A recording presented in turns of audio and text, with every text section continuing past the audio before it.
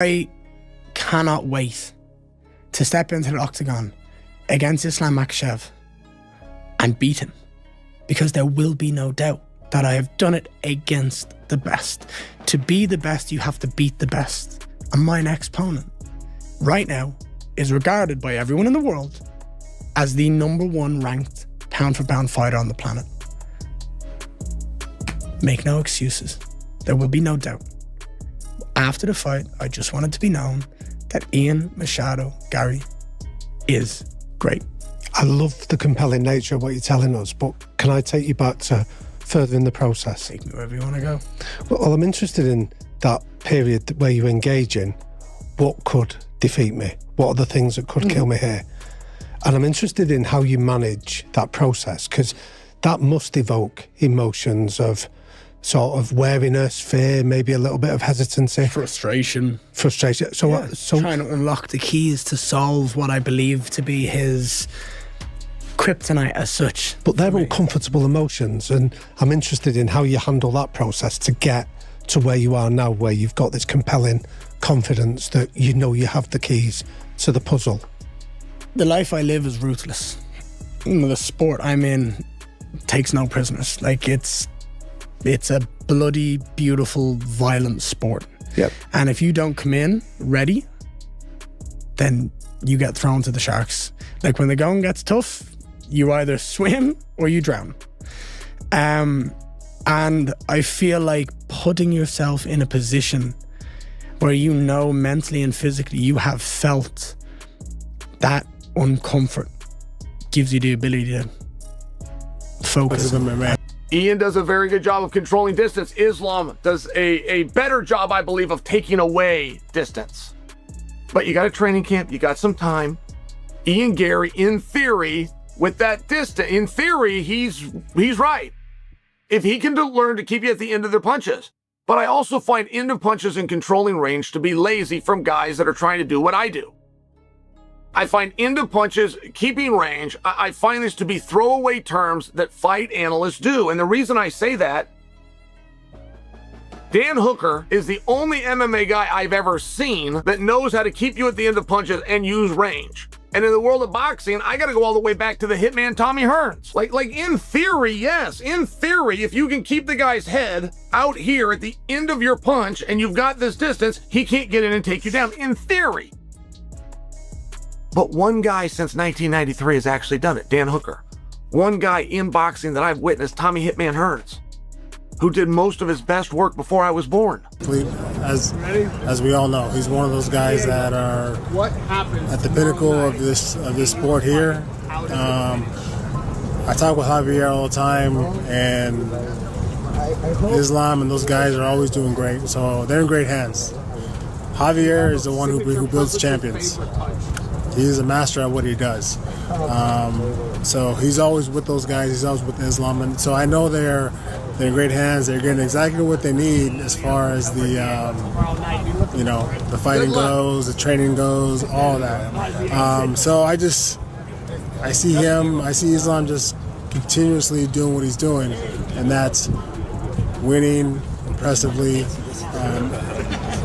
He's somebody who's mastered all aspects. This fight for Islam Makhachev may be a lot harder than what people think. Given all of the accolades that Islam Makhachev has, it's easy to just dismiss Ian Garry and say, listen, he's got to just run right through him. Okay, you could send him to Dagestan or Georgia for 20 years and still forget all about it. Send him 2-3 years Dagestan and forget. Okay, because Islam Makhachev is the GOAT. He's going to take him down. The man's Irish. They don't wrestle in Ireland, for crying out loud. Well, guess what? He's a well-rounded mixed martial artist. He's 17-1. He had a very, very close fight with Shavkat Rakhmonov. Ended the fight threatening the rear naked choke. He beat the former champion Bilal Muhammad that wrestled the life out of Leon Edwards. Okay, so this is a real fight. Before you start to think that this is just going to be one-way traffic, I'm telling you, this is going to be a lot. The record of Islam Makhachev is 28 wins and 1 loss with 18 stoppages. And of course, if he can get a hold of Ian Garry and take him down, yeah, it's probably going to be easy. Ian will struggle to get back to his feet, and I don't think he can match Islam in terms of jiu-jitsu or submission grappling, okay? But it's the style that Ian Garry has. It is the length and the reach that he has, and it is his ability to silence out the crowd and not give a damn if you people are booing. If everyone in the arena is throwing their popcorn and the drinks and going, boo, this is garbage, because all Ian Garry is doing is dancing around, popping the jab, throwing the right hand, using push kicks to keep Islam away, he won't care, because on paper or according to the judges, he's winning the fight, and his job is to win the fight and become the welterweight champion of the world. But of course, it ain't going to be easy. Islam's going to go forward. I'm just saying, Philadelphia, they've got a real... Before I wrap it up, just back to the UFC for a second. In your old division, or in your division of welterweight, Islam Makhachev takes on Ian Garry, right? I just want to know, from your perspective, do you think Ian Garry's got a shot here to win the belt? Yeah, definitely. He has a shot, for sure. You know, even though he's a cuck and he sits in the corner of the room and watches his wife get dogged out by the nutritionist, he still has a shot, you know? There's no doubt about it. He's a long, lanky fighter. Islam's getting a little older. Who knows Islam's motivation anymore? You know, he wanted that big money matchup with Ilya, and now that matchup is gone and destroyed forever. So that matchup will never happen. So we just got to see what his motivation level is, you know, and you know, he's going to be a lot smaller than Ian. So, I mean, I think he inflicts his will, and, you know, he takes him down and makes it a boring fight. But, you know, definitely Ian can win. He has paths to victory on the feet, but we'll have to see what type of evolution he has in his wrestling. Do you like him in this fight with Ian? What's the Kalshi trading market here? 72% for Islam Makhachev to win. Ian Garry just 28%. Do you like Ian's path to victory better than that? And if so, what do you think it would be? I think it's a tough fight for Ian, but he's also a different type of test for Makhachev. I think the odds should be a little bit closer just because he's really tall. He's not afraid to have a boring fight. Like, he will move on you nonstop. He's a little hard to take down. So if he keeps it standing, I think we got an exciting fight. So it's an interesting fight. I think it should be a little bit closer than that. Even though some of the main events haven't been headlined by undisputed champions, the cards this year have been pretty good. Even when Volkanovski fought Diego Lopez, the fight that we didn't want to see again, the card was pretty good. We had Fiziev and Rufi on there, Benoit St. Denis versus Dan Hooker on there. You know, we've had some good cards, okay? But Makhachev versus Ian Garry, as good of a fight as this is, I mean, this is like a highly anticipated fight. Ian Garry is a extremely deserving contender.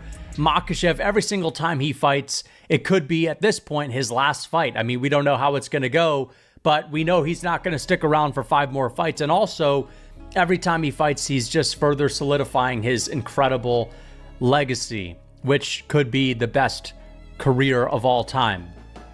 Okay? Or at least the best career in the octagon of all time. The point is, Islam Makhachev and Ian Garry's a great... I want to fight. I'm livid that I have to wait 9 months between my last fight and my next fight. I would have fought twice in between that. Or at least once at the very bare minimum. I want to compete. Like, I want to be active. I don't want to spend the best years of my life inactive. Yeah. And I'm 28 years of age right now. Thank God I'm young. But if I was 34 and I was waiting 9 months, I'd be livid. So over the next decade, if I fight, considering I'm at the top of the sport right now and I plan to dominate this division, activity matters for me. You have to be I put myself in positions when I'm training where we play drills or we do things that force me into where I believe this opponent could have success.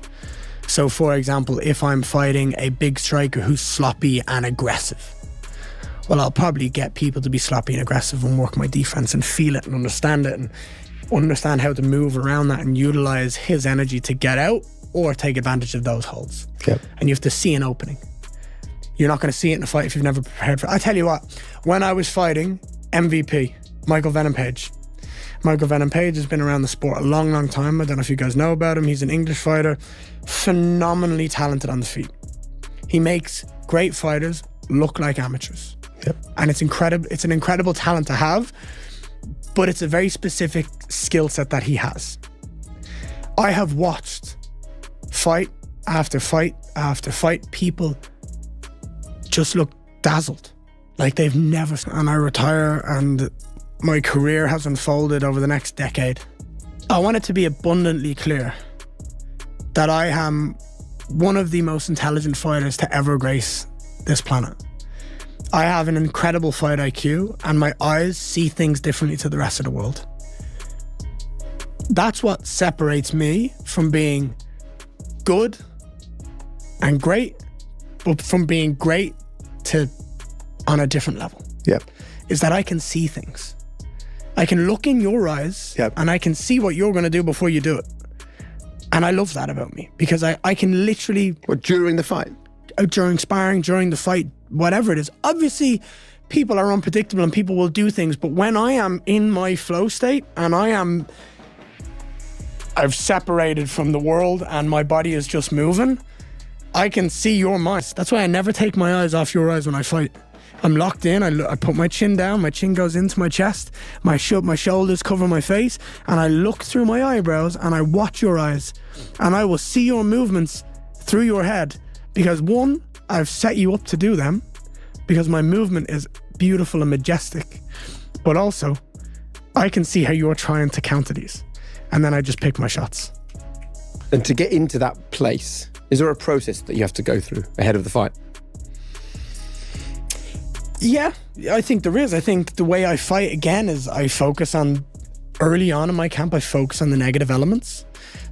What could he do to have success?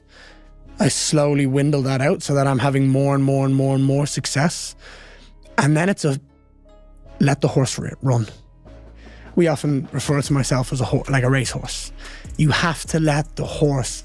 With UFC 330 getting closer, excitement is growing for the welterweight title fight between Islam Makhachev and Ian Machado Garry. Many MMA stars have shared their predictions, and most believe Islam has the advantage because of his complete skill set. John Jones believes Islam will win because of his world-class wrestling. He says Makhachev controls where the fight takes place, whether standing or on the ground, which makes him extremely dangerous. Cain Velasquez also praised Islam, calling him one of the most complete fighters in MMA. He credited coach Javier Mendez for helping him improve every part of his game. Joe Rogan agrees, saying Islam's wrestling and submissions are among the best in the sport. Teddy Atlas added that Islam's striking is often overlooked. He pointed to Makhachev's jab, footwork, and distance control as proof that he is much more than just a wrestler. Not everyone thinks the fight will be easy. Arman Tsarukyan believes Ian Garry can have success early with his speed, movement, and long-range striking. However, he expects Islam to eventually close the distance, land takedowns, and possibly secure a late submission. Colby Covington also picked Makhachev, saying he has too many weapons for most opponents. Big John McCarthy believes Garry's movement could create problems, but once Islam gets hold of him, escaping his grappling will be very difficult. John Morgan agrees Garry has a chance, but only if he follows a perfect game plan, avoids unnecessary exchanges, and keeps the fight standing for all 5 rounds. Former middleweight champion Robert Whittaker is one of the few experts backing Garry. He believes Ian's cardio, footwork, and striking could frustrate Islam if he can defend the takedowns. Ray Longo also expects Garry's movement and unpredictable style to make the early rounds very competitive. Carlos Prades believes Islam's pressure and wrestling will become too much as the fight goes on. He says beating Makhachev by decision is extremely difficult, meaning Garry may need a finish to become champion. Sean O'Malley likes the matchup because of Garry's size and confidence. He believes Ian is a real threat and says confidence can make a huge difference in championship fights. UFC commentator John Anik also praised Garry, saying he has earned this title shot and has the ability to surprise everyone. Henry Cejudo warned fans not to underestimate Garry. He highlighted Ian's grappling skills, especially his ability to take an opponent's back, and believes this matchup may suit him better than facing a stronger wrestler like Kamaru Usman. Meanwhile, both fighters continue preparing for the biggest fight of their careers. Recent training footage shows Makhachev sharp sharpening both his striking and grappling, while Garry looks focused, confident, and determined to pull off a massive upset. As fight night approaches, opinions remain divided. Most experts are picking Islam Makhachev because of his championship experience, elite wrestling, and well-rounded skills. However, several believe Ian Machado Garry has the movement, cardio, and confidence to make this a much closer fight than many expect. Will Islam Makhachev prove once again why he is considered one of the best pound-for-pound fighters in the world? Or will Ian Machado Garry shock the MMA world and become the new welterweight champion? Let us know your prediction in the comments below. If you enjoyed the video, don't forget to like, subscribe, and turn on notifications for more MMA news and updates.